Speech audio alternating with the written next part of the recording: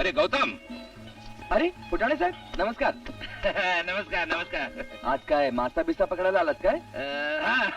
तसंच काहीतरी. बरं चलतो मी. काय आज कोल्डेच निघालात? अरे आज मी ड्युटीवर आलोय, पियायला नाही आलो. बरं काय फुटाणे साहेब निघाला तेवढ्यात?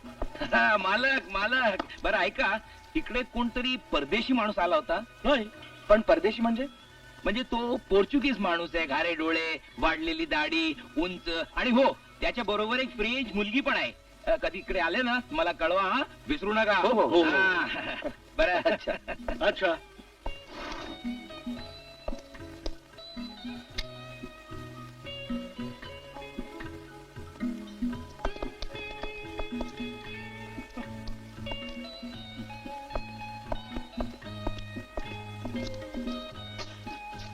Weight up.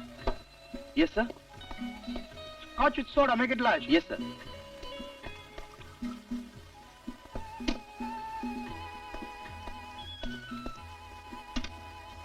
Your order sir. Thank you.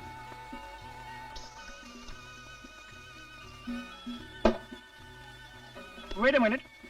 तुझं नाव गौतम तर नाही? हो. आपण? अरे मी श्रीकांत साळवी. मला ओळखलं नाहीस? पेनची शाळा, खिडकीजवळचा बाग, पाटकर मास्तर. अरे हो मला आठवत आहे. पण तुम्हाला मी ओळखलंच नाही. तुमच्यात फार फरक पडलाय. पण तू मात्र अगदी होता तसाच आहेस. बरं तुम्ही असता कुठे सध्या? तुम्ही काय लावले तू? मला अगदी पूर्वीसारखी हाक मार. श्रीकांत म्हण, कांत्या म्हण. अरे आपण अगदी जीवाभावाचे दोस्त. बरं तुझी ही ड्युटी संपते कधी? संपेल तासाभरात. ठीक आहे, मग तोपर्यंत मी हा माझा यज्ञ चालू ठेवतो. तुझी ड्युटी संपली की आपण माझ्या घरी जाऊ. अरे खूप बोलायचं यार दोस्ता तुझ्याशी. बरं तुम्ही एक काम करा. नाही तू एक काम हा. कर. तुझा मला पत्ता दे. तू पुढे हो. मी माझ्या धाकट्या भावाला सुहासला भेटून तुझ्याकडे येतो. तो बिचारा माझी वाट पाहत असेल ना तिकडे. सुहास. अरे दादा, अरे सुहास कसा आहेस तू?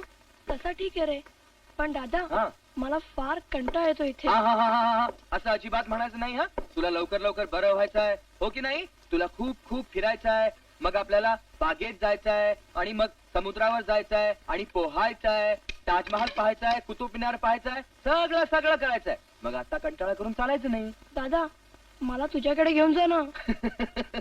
अरे सुहास, तुझ्या दादाला सुद्धा घर नाहीये राहायला. पहिलं काम तुला बरं करायचं आणि मग घर शोधायचं. पण किती दिवस? अरे तुला लवकर बरं करा असं सांगितलं मी डॉक्टरना. तू इकडे बरा झालास की आपण एकत्र राहायचं. हा किती मजा येईल ना.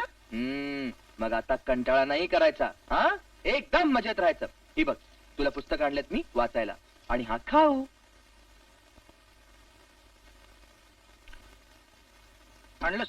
हे बघ बुधा, हे गौतम साहेब माझे फार जुने मित्र. आणि गौतम हे आमचे बुधाराव. अच्छा. बरं जेवण तयार आहे का? लवकर आण. हे बघ गौतम, मी समजू शकतो, पण धीर सोडायचं नाही. हो रे. पेनची शेती, वाडा, नातेवाईकाने सगळं लुबाडलं, पण त्याचं फारसं दुःख नाही मला. पण सुहासची अवस्था पावत नाही रे. रात्रंदिवस त्याचीच काळजी आहे. डोंट गेट नर्वस यार. अरे यातूनही काहीतरी चांगलं आहे. तू कशाला काळजी करतोस? अरे आपण आहोत, काहीतरी खटपट करू. थँक्स. अरे तुला बायको मुलं वगैरे? नाही मुलं नाहीत, कारण बायको नाही कारण लग्नच झालं नाही. अरे तू एवढा मोठा बिल्डर झालास तरी लग्न नाही केलंस अजून? अरे करू सावकाश यार, काय घाई आहे? अरे हो तुला एक सांगायचं राहिलं. हं. आता मी श्रीकांत साळवी नाही. हं? अरे साळवीचा दळवी झालो. म्हणजे? म्हणजे आडनाव बदललं. मामाने दत्तक घेतलं. हा. हा माझा मामा. कोण हा? हा नाही रे, हा काय? हा बंगलाही त्याचाच आहे. अच्छा. दुबईला असतो. कपड्याचा मोठा बिझनेस आहे त्याचा. 2 वर्षातनं कधीतरी एकदा मुंबईला येतो.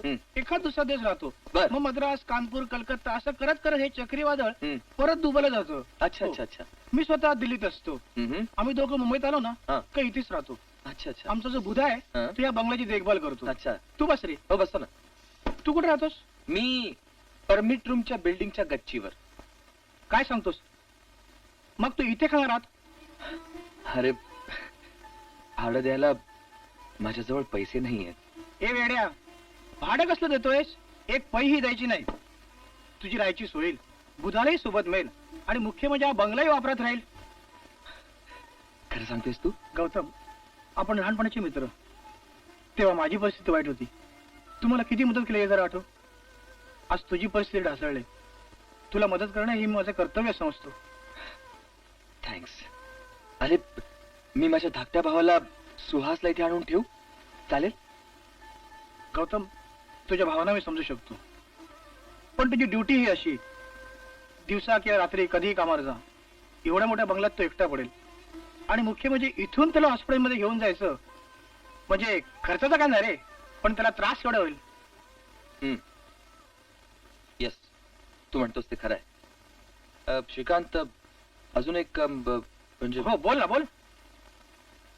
खरं तर मला आहे त्यापेक्षा जास्त पगाराच्या नोकरीची गरज आहे. म्हणजे मला सुहासवर थोडेसे खर्चिक उपचार करता येतील. त्यासाठी तू काही मला मदत करू शकशील का? म्हणजे नोकरीसाठी. हा, अरे वाय नॉट. तुझी दिल्लीला यायची तयारी आहे का? तू तिथल्या एका कारखान्यात मी तुला हवी तशी नोकरी देऊ शकतो, and this is a promise. चालेल. भावासाठी मी जगाच्या पाठीवर कुठेही जायला तयार आहे. मग तुला जॉब मिळालाच म्हणून समज. हो साहेब, जेवण तयार आहे. हे बघ, जेवण तयार आहे. आता जेव आणि निवांतपणे झोप. उद्या सकाळच्या फ्लाईटने दिल्लीला जातो आणि गेल्या गेल्या तुझ्या नोकरीचा बंदोबस्त करतो. चल. मला खूप बरं वाटलं बघ तू काल राहिलास त्याचं. चल, मी निघू आता. निघतोस? अरे पण ते नोकरीचं विसरू नकोस. हा? हो हो. अरे तुला अजून एक सांगायचं होतं. काय रे? आपण शाळेत जेवढे जवळचे मित्र होतो ना, हा? तेवढाच इथं माझा एक फाल्गुन नावाचा मित्र आहे. असं? हा. त्याचं काय? त्याची पण परिस्थिती माझ्यासारखी हैराण आहे. त्यात त्यांनी लग्न केलंय. वा. त्याची एवढा ताण भगवत नाही. एका मामूली गोदामात कारकून आहे. तेव्हा माझ्या बरोबर त्याला पण तू एक नोकरी बघशील तर. अरे एवढंच ना?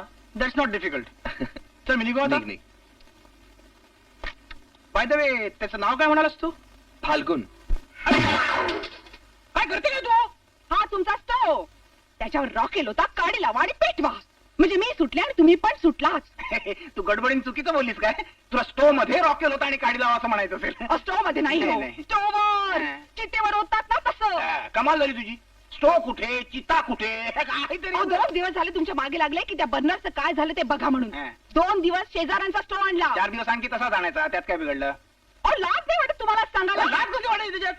नोकरी करणाऱ्या माणसाची महिना अखेरी नेहमी निर्लज्ज असते. आता 4 दिवसात महिना संपतो, तो संपला की लाज पडतील की लगेच नाव बर्नर. काल रात्री शेजाऱ्यांनी आपला स्टो परत नेला. नाही ना, वांधा नाही. काय, परमेश्वर कुणाकुणाला खूप मुलं देतो, कुणाकुणाला खूप पैसे देतो. तसे त्याने आपल्याला खूप शेजारी दिलेत. निदान 7-8 तरी शेजारी असतील ना आपल्याशी न म्हणलेले. त्यातल्या 5-6 जणांनी सांगितलं त्यांना सवड नाहीये स्टो द्यायला. मग शेगडी आहे की आपल्याजवळ? शेगडी नाही का? शेगडी कोळसा संपलाय. संपला. माझ्याकडे तरी उसने पैसे आणा आणि स्टो दुरुस्त करा. काय उसने पैसे आणा? आधीच लोकांची केवढी देणी झाली आहेत. आता देणेकरांना लाज वाटते मला उसने पैसे देताना. अहो, मग संसार कशाला मांडलात? आता बोला की, लग्नाच्या आधी मारे आभाळी आश्वासनं दिली होती. काय म्हणे, तुला फुलासारखे जपीन, तुझ्यावर प्रेमाचा वर्षाव करीन, तुझ्यासाठी माझ्या काळजाच्या पायघड्या घालीन, तुझ्यावर साड्यांचा पाऊस पाडीन. असं मी म्हणालो होतो. हो हो, तुम्ही. असेल. आणि एकदा नाही 100दा म्हणाला होता. असेल असेल.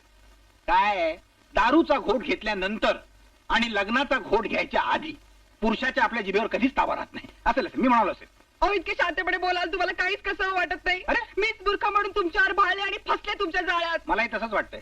मी अरे, म्हणते, आपण म्हटलं मी तू नाही, मी बस झाला. झालं नाही नाही. झालं अजून. सोन्या काकाकडनं स्टो आणा आणि दुसऱ्या कुणाकडे तरी रॉकेल आणा. हा.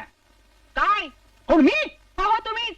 दरवेळी मीच काय म्हणून दुसऱ्याकडनं उसनं आणायचं? काय, मी पैसे उसने आणतो, तू वस्तू उसने आणायच्या. संसारात बायकोचा सहभाग पाहिजे की नाही? त्याशिवाय संसाराला ऑफिसला जाताना डबा पाहिजे असेल तर मुकाट्यानं स्टो आणा, नाहीतर बसा तसेच बोंबलत. अन्न पाणी तुटायची वेळ आली तर स्टो आणलाच पाहिजे.